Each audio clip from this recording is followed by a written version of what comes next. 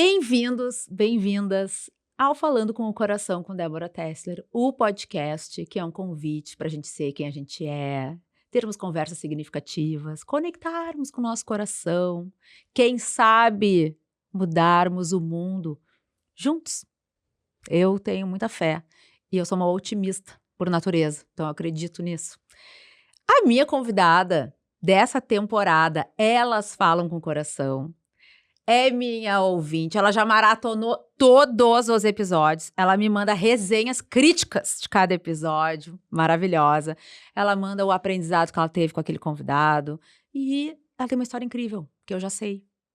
E por ter me impactado, eu chamei ela para um episódio.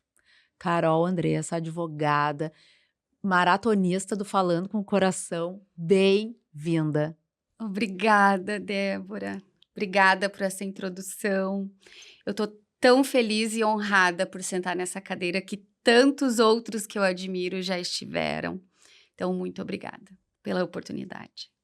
Eu que agradeço todo o teu carinho, tua conexão comigo. Acho que esse nosso encontro presencial, ele ilustra tudo isso que eu venho falando em todas as aberturas, todo o propósito do Falando com o Coração, sabe? Que é a gente ter uma conexão genuína com as pessoas, abertura de conversas, de escuta, que não tem como conversar sozinho, né? O outro tem que escutar. Então eu agradeço por tu estar comigo nessa jornada.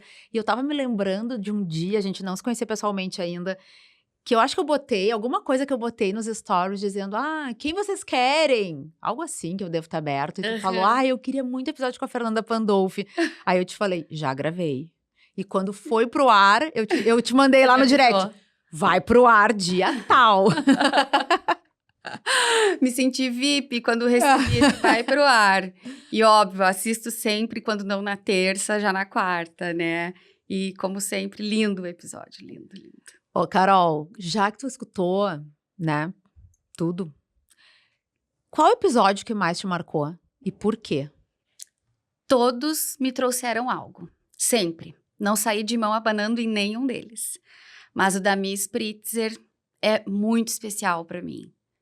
Ouvir a fala dela, eu já tive a oportunidade de te dizer pessoalmente que, independentemente do propósito que você tenha com esse podcast, a palavra que me leva a ele é esperança, né? E o episódio da Miss Spritzer, eu acho que tem muita nuance de esperança. Então, ele é especial, bem especial. Fala mais. Então, o da Miss Spritzer começa com a questão de que ela tem um sonho, né? Ela tem o sonho da arte, do balé e tal. E um dia ela se descobre, ou falam para ela, não me recordo exatamente se ela como ela descobriu isso, mas que ela não levava jeito para chegar no nível profissional que ela gostaria, né? E a partir disso, a ida para Nova York, ela também começa a buscar outros caminhos, ficar na Broadway, indo atrás de lugares e pessoas, como uma menina com uma mochila nas costas que fica lá fazendo amizade, depois essas amizades vão se tornando vínculos mais sólidos, que mais tarde venham a se fortalecer ainda mais. E eu acho que a vida é isso, é você descobrir às vezes que nem tudo que a gente quer é para ser nosso, mas que existem coisas tão boas ou melhores em outros caminhos. Tu botou cedo a mochila nas costas? Muito, muito cedo. E acho que pelo tamanho dos meus sonhos, pela minha angústia, acho que até demorei. Fale mais. Bem, eu nasci no interior do Mato Grosso do Sul, vou colocar aqui em rede Mundo Novo para o mundo. Mundo Novo, extremo sul do Mato Grosso do Sul, fronteira com Paraguai, fronteira com Paraná, uma cidade muito pequena.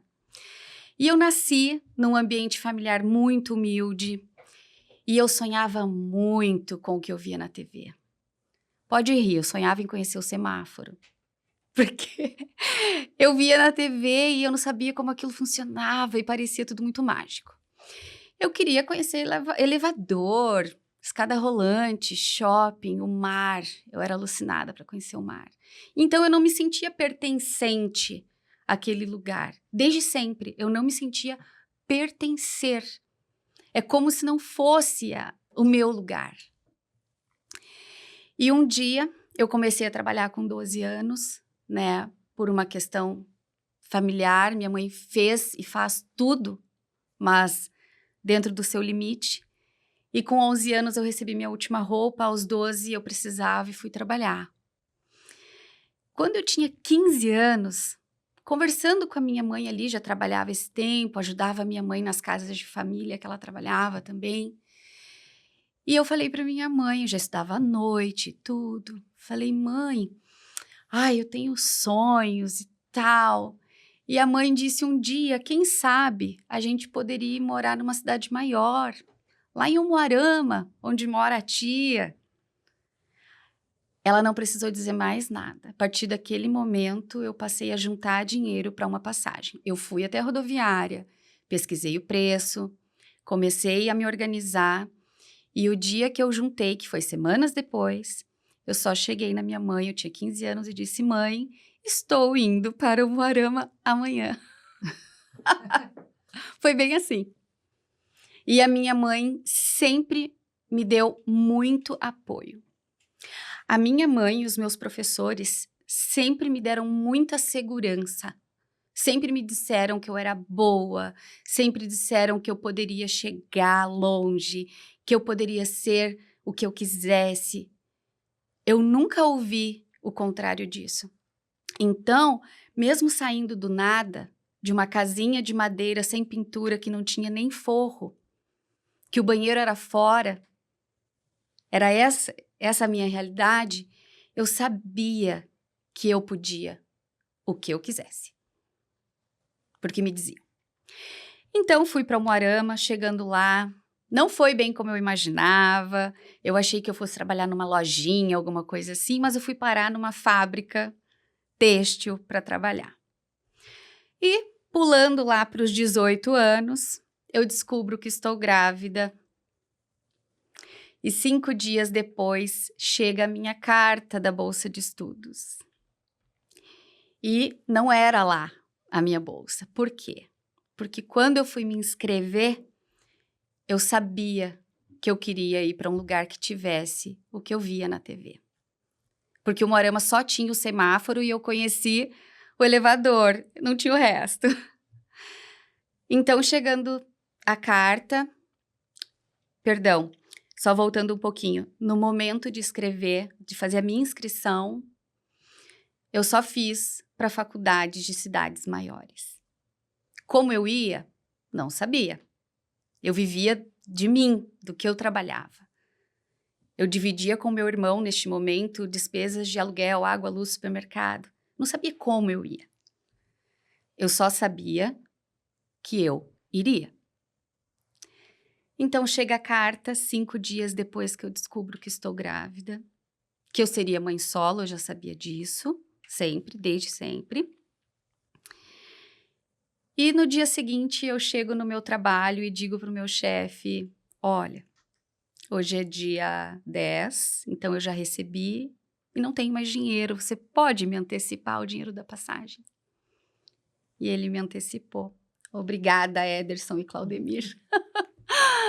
Me antecipou. Naquela noite eu embarquei, viajei a noite toda. De manhã cheguei, esperei amanhecer o dia. Cheguei umas 5 e pouco da manhã, esperei amanhecer o dia. E fui a pé até a universidade, porque eu não tinha dinheiro para o ônibus e nem saberia andar numa cidade que tem ônibus. Onde é que tu tava? Ponta Grossa, neste momento que eu ganhei a bolsa. Veio descendo. Sim, para fazer direito, que era o que eu sempre sonhei em fazer. E que hoje eu descobri na terapia por que eu queria tanto fazer direito. Porque eu queria me sentir importante. Então, eu fiz minha inscrição, minha matrícula, a bolsa era 100%, e tudo que eu tinha era a bolsa. Fui procurar um quartinho, encontrei um que cabia no orçamento que eu nem tinha, e pedi para que esperasse até segunda-feira para eu voltar e pagar. Sexta-feira à noite voltei para Umuarama. Sábado de manhã fui no meu chefe, pedi demissão. E segunda-feira eu estava na universidade, sentada lá de manhã. À tarde eu fui comprar um botijão de gás, um fogareiro. Tinha quantos anos? Tinha 18. 18. Fui comprar um botijão de gás e um fogareiro, porque era só um quartinho mesmo. Sem banheiro, sem nada. O banheiro era dividido para o coletivo. Só tinha idoso naquele lugar, não era uma república, não. E isso foi na segunda tarde, que eu fui comprar um botijão e um fogareiro. E na terça, eu fui na agência do trabalhador, porque eu só ficaria ali se eu encontrasse um emprego. E rápido, porque eu estava grávida.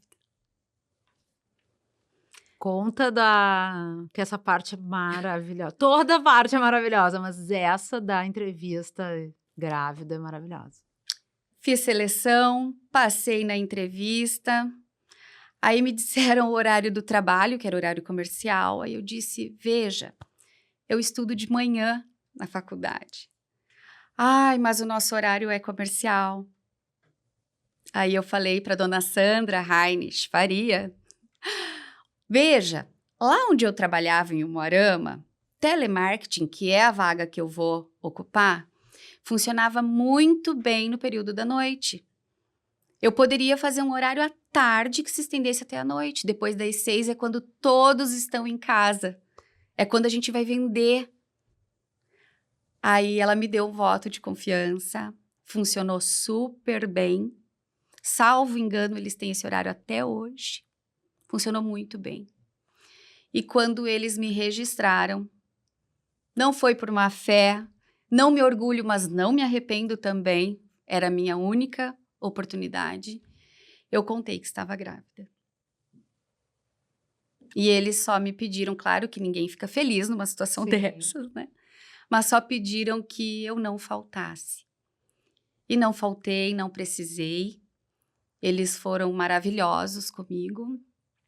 E eu fiquei até o final da gravidez. Até o final, não. Até ali 7 meses e pouquinho de gravidez, trabalhando com eles em Ponta Grossa. Mas Ponta Grossa não tinha tudo que eu queria.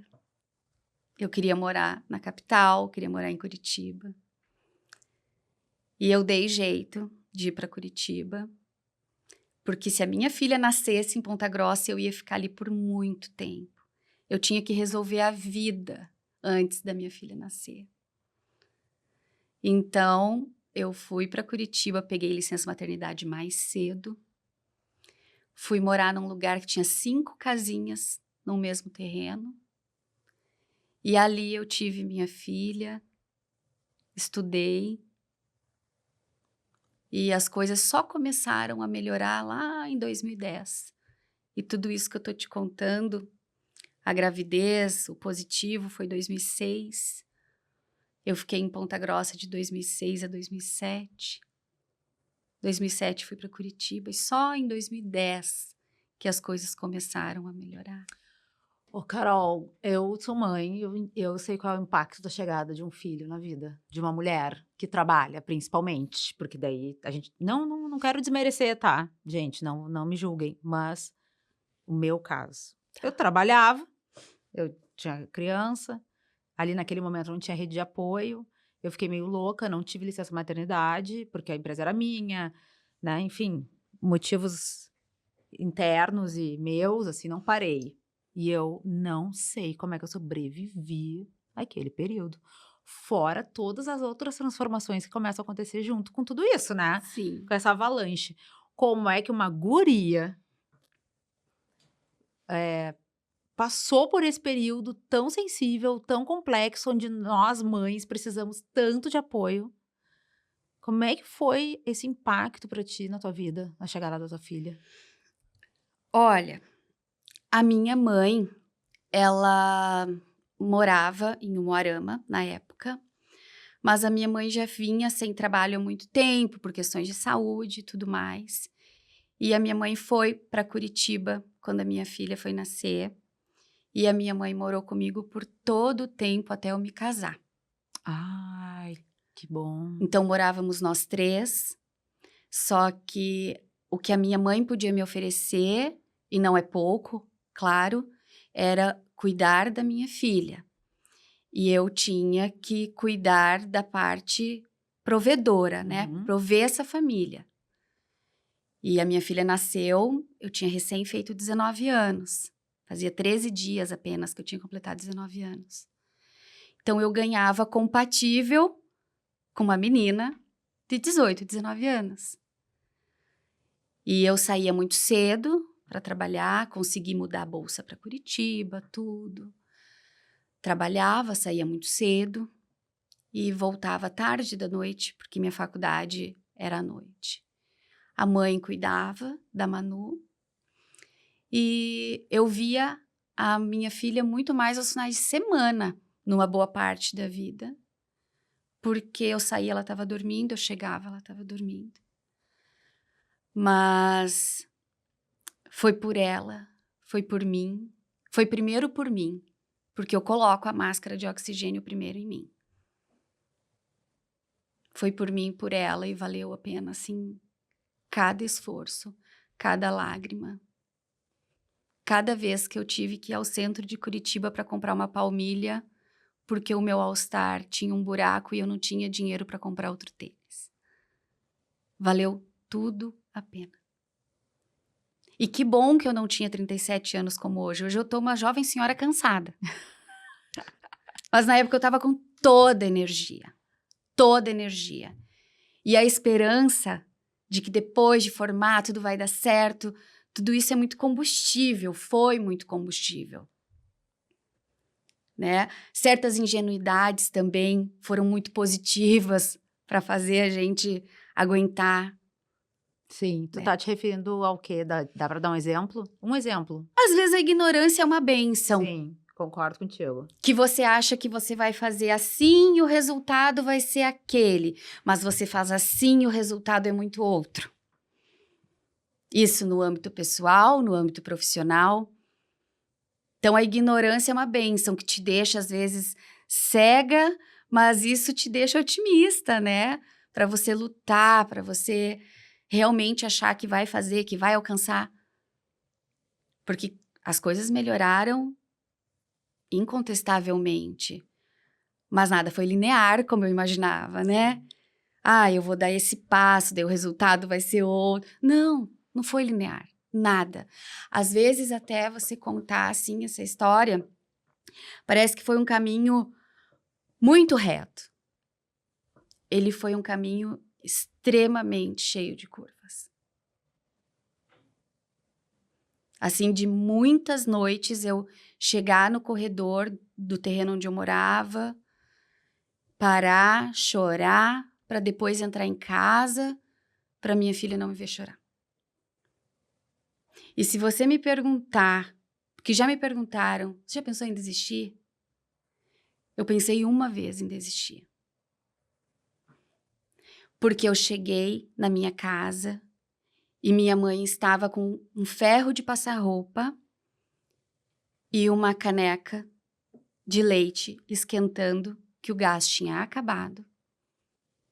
E na época, não é essa facilidade de comunicação que a gente tem hoje, ela só podia me contar quando eu chegasse em casa, porque ela não tinha crédito para me ligar.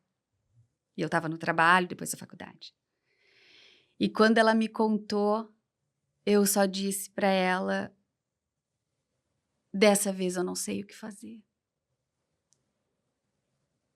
Dessa vez eu não sei de onde tirar, eu não tenho.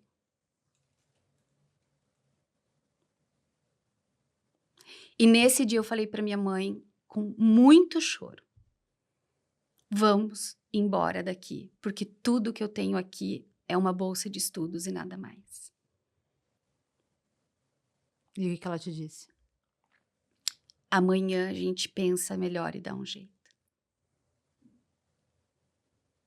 Porque eu não levava para minha mãe se eu tinha dinheiro, se eu não tinha. Ela sabia que eu não tinha, porque eu ganhava super pouco e tal. Mas eu não levava quanto eu tenho, se eu tenho. Não levava. Né? Eu era a provedora, então eu coloquei todo esse papel em mim, nem de dividir. Como é que tu veio parar em Porto Alegre? Porque a vida começou a melhorar em 2010, quando eu entrei num escritório, que eu digo que foi onde eu construí tudo. Tu te formou lá, Me né? formei. Curitiba. Sim. Tá. Eu me formei em 2011, né? Eu entrei ainda estudante nesse trabalho. Inclusive, eu fiz entrevista para a vaga do jurídico. E quando me disseram o salário, eu falei, eu não vou poder. Adoraria, mas eu não vou poder. E me ofereceram uma outra vaga que trabalhava com negociação bancária e que tinha possibilidade de comissão. Falei, essa eu quero. Não era o que eu queria, mas era o que supria a minha necessidade. Então, ali em 2010 eu entrei nesse trabalho, eu ainda era estudante, me formei ali nesse trabalho em 2011, final de 2011, e em janeiro de 2012 eu conheço o meu marido, o meu lindo, que era o meu colega de trabalho aqui de Porto Alegre, e eu lá da unidade de Curitiba. E dá um podcast, mas eu me apaixonei demais por ele desde sempre. Desde sempre. Desde uma foto que eu tinha visto antes deste momento. E nós nunca mais nos separamos, desde janeiro de 2012. E dezembro de 2013, eu vim morar em Porto Alegre. Com o meu filho, que já nasceria em janeiro de 2014. Eu passei trabalhando a gravidez, Manu estudando, e nos organizamos durante todo o período da gestação para essa mudança. E vim parar em Porto Alegre porque me casei. Mas eu também tinha o sonho de conhecer um avião. Em 2010, a primeira vez que eu voei na vida foi para Porto Alegre. Olha só, talvez era um sinal. Tu tão dona de si, tão corajosa desde cedo, né? Numa fase que a gente, pela nossa imaturidade, penso eu, tá? Nossa imaturidade no sentido de idade, de vivência vivida. Tu já sabia o que tu queria. Tu já pegou, entrou no primeiro ônibus. Foi, né? Saiu do teu lugar seguro, casa da tua mãe, querendo ou não, é um lugar seguro. E foi desbravar. Foi mãe solo, né? Sim. Da Manu. Como que tu sentiu que era um relacionamento para se jogar e construir uma família? A Manu só conheceu o meu então namorado 1 ano depois, tá? E nesse 1 ano, bem, me apaixonei desde sempre. Mas nesse namoro de muitas idas e vindas, dele indo a Curitiba e eu vindo a Porto Alegre, e a gente se via bastante. Finais de semana a gente se encontrava bastante. Eu fui vendo que, claro, certeza ninguém tem, né? Mas eu via que tinha ali qualidades, valores muito importantes e que coincidiam com os meus, e que chegou o momento, então, de conhecer a Manu. 1 ano depois, 1 ano e 1 mês depois. E tudo fluiu bem, porque relacionamento, como tudo na vida, é se arriscar, né? Mas eu não me decepcionei em nenhum momento até hoje. E acho que por isso que eu continuo não só amando, mas tão apaixonada. Né? Mas é isso. E vocês estão em Porto Alegre há quanto tempo? Ele sempre de Porto Alegre. Eu vim com a Manu em dezembro de 2013. 2013. Isso.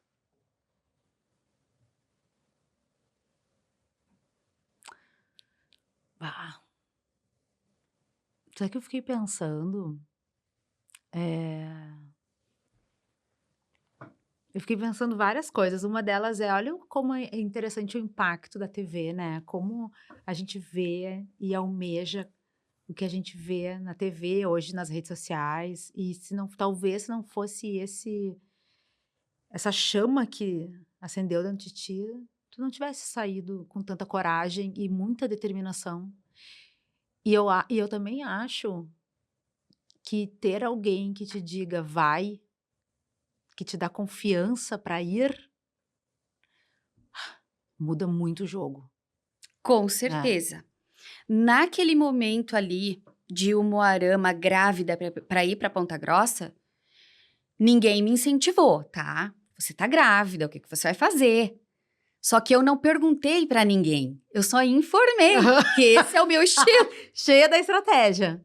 É igual lá com 15. Mãe, amanhã estou indo. Já vi na escola como faço minha transferência, já vi tudo. Então, não é pedir permissão, perguntar a tua opinião. Não, eu informo. Quando lá grávida, claro que todo mundo disse, tá louca. Eu só dizia assim, eu só preciso pensar onde eu vou morar daqui 7 meses. Enquanto isso, eu moro até debaixo da ponte. Eu tinha certeza disso? Não, eu não tinha. Mas eu não ia dizer pra ninguém que eu estava com algum medo. Sim. Porque também naquele momento eu fiquei pensando, Débora, assim como você me disse, tão jovem e tão consciente, né, do que quer. Eu sabia exatamente o que eu não queria. Porque eu sempre olhei muito o meu entorno. Eu não queria ser aquela dona de casa, aquela mãe que cuida dos filhos. Não, eu não queria nada disso. Eu queria ir para a vida, eu queria ver, fazer as coisas que eu vi na TV, como você disse, que foi uma referência muito importante para mim. Então, se naquele momento eu pensasse na dificuldade, eu iria me questionar. Então, naquele momento, eu só me agarrei, que é a minha oportunidade, é a bolsa que eu tanto pedi nas minhas orações. Não veio no momento mais calmo, mas era o meu pedido sendo atendido. E hoje eu sei, muita terapia, muita terapia. Eu sei que eu enxergo as coisas muito como se não fosse ter outra oportunidade daquela. Então, se não vai ter outra oportunidade, é nessa que eu tenho que me agarrar e não importa a condição. E eu entendi desde criança que eu só teria uma realidade diferente se eu estudasse. Muito importante tu falar isso. Porque meus professores, eles tinham uma vida melhor do que a minha e da minha família. E eles eram a minha referência mais próxima. A gente ia à igreja, os professores iam de carro, a gente não tinha carro. Então eu pensava, só estudando que eu vou ter um carro. Quando eu conheci o mar, aos 20 anos, eu fui provar se a água era salgada. Eu fui provar. Mas assim, a minha família não poderia me levar para conhecer o mar. Nem quando eu tinha 20 anos. Porque é bem interessante também olhar o quanto a minha família também pôde viver coisas através desse caminho que eu me dispus a trilhar. Mas se eu fosse esperar por eles, eu não teria. Sim. Carol,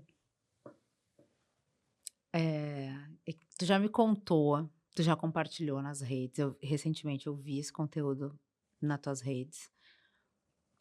E eu quero que tu te sinta à vontade para falar o que e como tu quiser, né? Mas tu teve uma perda, né, de um filho. Quando tu me contou pessoalmente,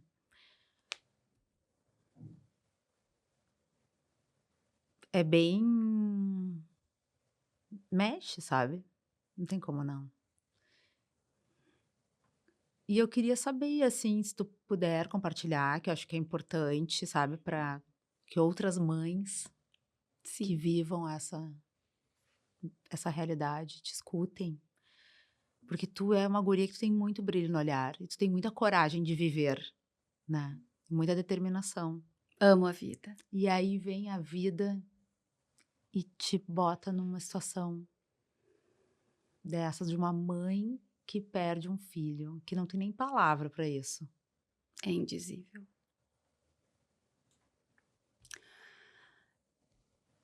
Então, eu só tive um irmão, né. Descobri uma irmã muito querida já na vida adulta, por parte de um pai que eu não conheço, porque minha mãe foi mãe solo, muito jovem. Então eu só convivi com um irmão, e nem sempre a gente se dava bem.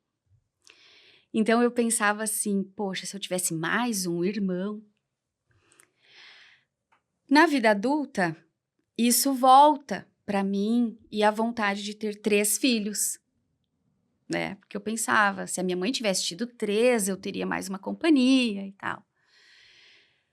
Só que quando eu tenho meu segundo filho, eu fico realizada ali, né, nosso contexto familiar, ficamos bem, felizes, realizados. E é um casal, né, já tinha Manu, daí vem o Raul. Só que 6 anos e pouco depois, eu descubro uma gestação que eu não planejei, mas que quando eu contei para os meus filhos que eu estava grávida, a Manu ainda disse: "Mãe, você está realizando o teu sonho de ter 3 filhos". Verdade. E foi uma gravidez muito vivida, muito, porque eu pude nela, já mais madura, com 32 anos, formada há bastante tempo, com escritório próprio, ter liberdade, ter facilidades que não tinha na época da Manu de jeito nenhum. Na do Raul eu estava começando na advocacia como advogada, era um outro momento. E o Valentino vem ali para me realizar. Eu fiz newborn, que eu não tinha feito, book gestante, que eu não tinha feito. Realmente me realizar em muitas esferas. Foi uma gestação muito tranquila, um nascimento lindo ao som de aba. Mas com 27 dias, nós diagnosticamos leucemia, que ele começou a dar alguns sinais de que não estava alguma coisa bem com os 20 dias. Ficaram mais intensos os sinais. Foi no ápice da pandemia, porque ele nasceu em 8 de abril, tudo fechou ali na metade de março.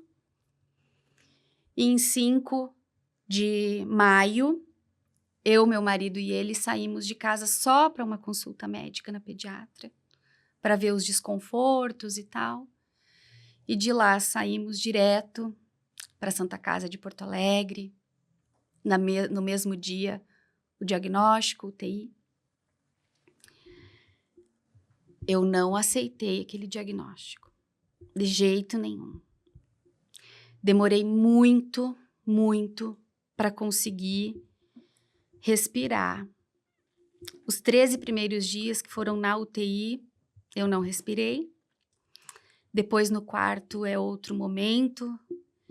E eu lembro muito da nossa psicóloga, um dia ter me dito assim, a Francine Londero, irmã da Fábio Londero, dizer assim, claro que ela disse de jeito bem mais delicado, né? Mas ela quis me dizer assim, você não acha que seria importante você aproveitar todo o tempo que vocês têm juntos? Porque quando ele fica bem, vocês vão ter aproveitado, né? E vocês estão aqui, há vida aqui dentro, né? E ela me fez abrir o olhar para aproveitar. E eu aproveitei muito. E eu achei que eu já tivesse sofrido muito na vida e que nada mais seria de dificuldade para mim. Eu tinha muito isso, quando eu me formar, a vida vai ser totalmente linear. O diagnóstico foi, assim, uma pancada muito forte.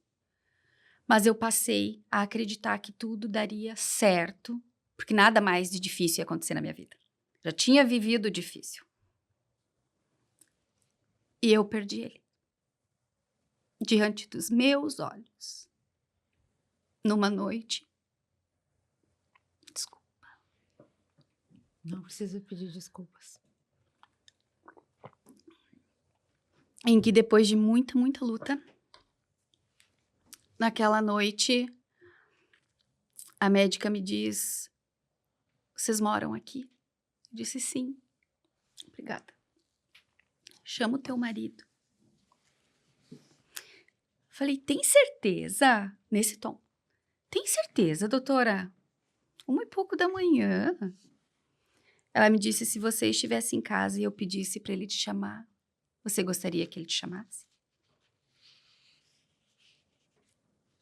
E 4 horas depois, ela me disse, acabou, ele não volta mais. Depois de várias paradas.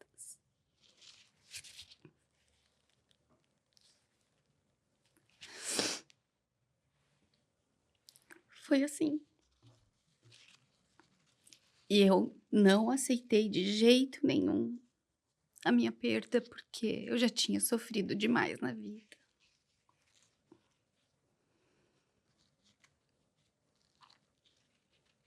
Hoje mesmo eu postei uma foto, porque toda vez que eu olho a janela do quarto dele, com o céu bem azul,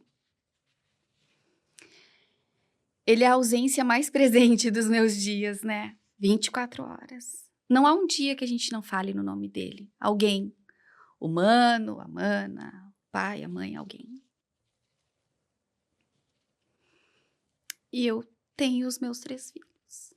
Não da forma que eu e nenhuma mãe imagina, mas eu tenho meus 3 filhos.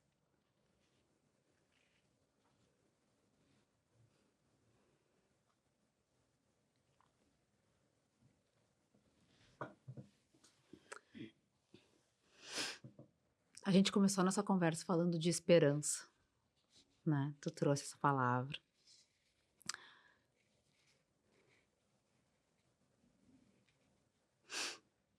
Tu continua com ela na tua bagagem da vida? Hoje, muita.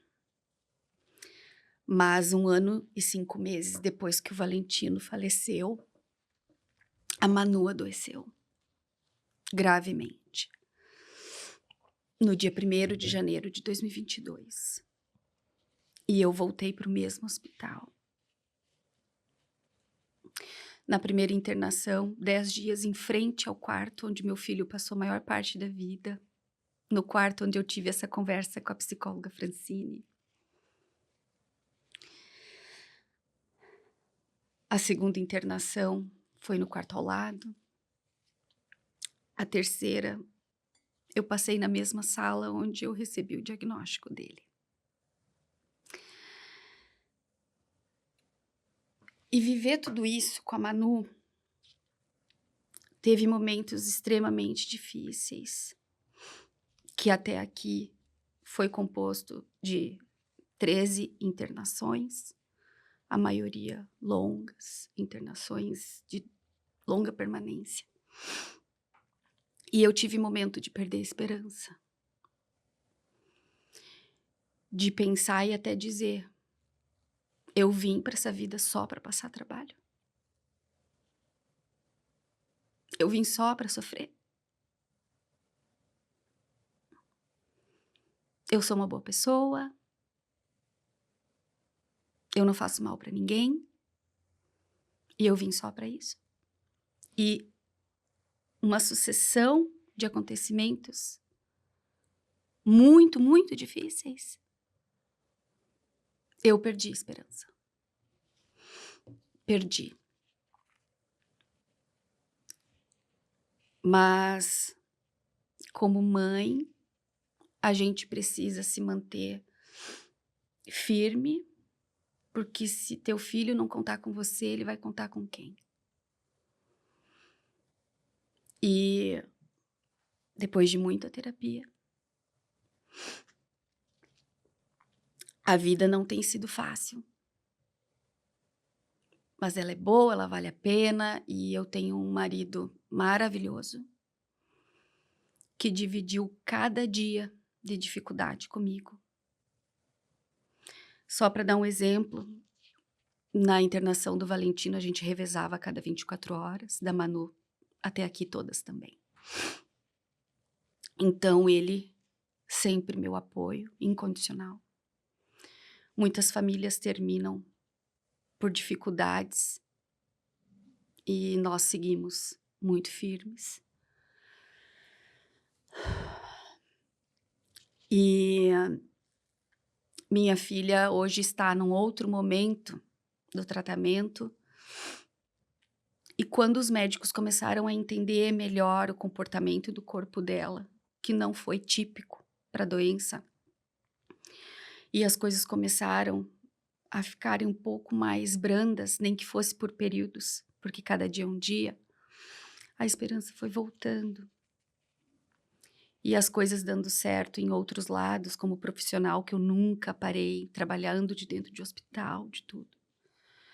Quando as coisas vão dando certo de um lado, você vai recuperando a energia, a esperança, né? E esse ano minha filha passou por uma internação na UTI. Que ali, mais uma vez, eu pude repensar. Porque estar dentro de um hospital, como a gente ficou com o Valentino, você começa a fazer mergulhos profundos. Só que depois a gente perdeu ele. E por mais que você não volte a ser o mesmo, a vida, a rotina vai te engolindo, vai te atropelando. E vem a Manu com essa situação. E fui pensando profundamente. E na internação da UTI dela, eu falei para mim mesma. Depois da conversa que o médico teve comigo, que foi muito parecida com a que eu tive 4 anos atrás. Me chamou e disse, tua filha tem tantos % de risco.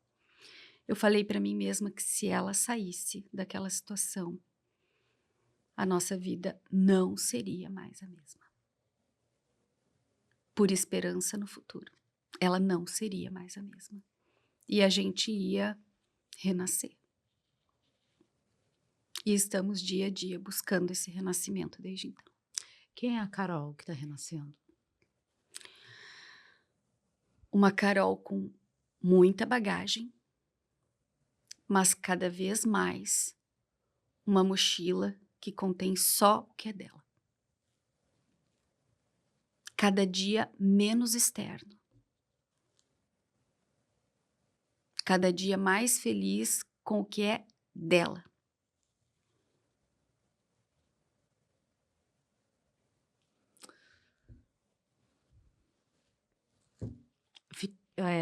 Fiquei pensando no teu relato, tu sempre sendo a base que apoia a mãe, a base que apoia os filhos.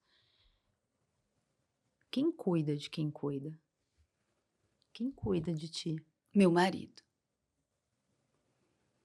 Eu vejo muitas mulheres em situações e falas, né, nesse sentido, em situações completamente opostas à minha. Eu não sou a mulher do terceiro turno, a mulher sobrecarregada. Eu sou a mulher que eu tenho um parceiro para tudo, tudo. A minha mãe também me acompanhou em todo esse tempo, porque eu vim embora para cá, me casei, minha mãe veio também, né? Então, eu tive sempre o apoio da minha mãe e do meu marido. O meu marido sempre... Ele não se permitia cair, eu podia cair que ele estava ali. Então, quem cuida de quem cuida, quem cuidou de mim esse tempo todo, meu marido e minha mãe. Carol, o tempo desse podcast passa muito rápido. Muito rápido. Muito rápido, né? Muito. Respira. Respira. Eu tenho 2 pedidos para te fazer, pra gente fechar. O primeiro, eu gostaria que tu deixasse a Carol de hoje olhasse para trás, pra guriazinha lá, né, lá do Mato Grosso. O que tu diria para ela hoje? Tu já sabendo a história que veio, né? O que tu diria para ela sem dar preview, entendeu? Sem dar spoiler. Segue. Vai que o mundo é teu. Não vai ser fácil. Mas vai, segue em frente. Pra gente fechar, a tua mãe, pelo teu relato, me parece ser uma pessoa muito presente, que te apoiou muito, né? Muito. Ela te dizia pra ir, ela esteve contigo. Pô, te acompanhou até Porto Alegre. Deixa uma mensagem pra ela. Te peguei agora. É ali? Isso. Mãe, por mais que nem sempre eu atenda às suas expectativas, eu agradeço por absolutamente tudo o que você fez por mim. Eu agradeço tudo o que você pôde me dar. E você pode contar sempre comigo. Sempre, de onde você estiver. Carol, eu fico muito feliz a gente ter criado a nossa conexão, Eu também. né? E de tu te sentir à vontade de compartilhar a tua história. E eu tenho certeza que quanto mais coragem tu tem de falar, mais tu vai auxiliar outras pessoas a se inspirarem em ti, nos teus aprendizados, nas tuas vivências. Então, tu estava comentando comigo que tu vai ter uma palestra, né? Esse episódio vai ao ar mais pra frente, mas a tua palestra já é essa semana. É, semana que vem. Semana que vem. E eu fico feliz de te ver, tu te permitindo, porque nenhum momento tu deixou de te permitir viver. Não. E acho isso admirável. Tu sempre seguiu. Eu sempre busquei motivos, sabe? Logo que eu perdi meu filho, era pra dar orgulho pra ele, porque eu quero merecer esse reencontro. Sim. Quero que ele sinta orgulho, que deixou mais amor do que dor, embora seja uma dor imensurável. Meus filhos, que merecem o meu melhor. Meu marido, que nos dá o melhor dele todo santo dia. E eu me sinto especial, sempre me senti. Mas especial pra mim. Eu sempre me senti merecedora. Então, por mim, eu preciso olhar a vida com brilho nos olhos. E encontrar motivos pra ter brilho, pra ter vontade. Por mim. E isso vai reverberando e refletindo em quem tá perto. Eu vejo brilho nos teus olhos. Obrigada. E eu vejo tu honrando a tua trajetória, que eu acho isso muito bonito. Obrigada. Obrigada. Tanto. Eu que agradeço. Ai, querida. Obrigada. Mesmo. Gostou dessa história? Segue, curte, compartilha. Manda para aquela pessoa que precisa se inspirar na trajetória da Carol. A gente se encontra no próximo episódio. Beijo, tchau, tchau.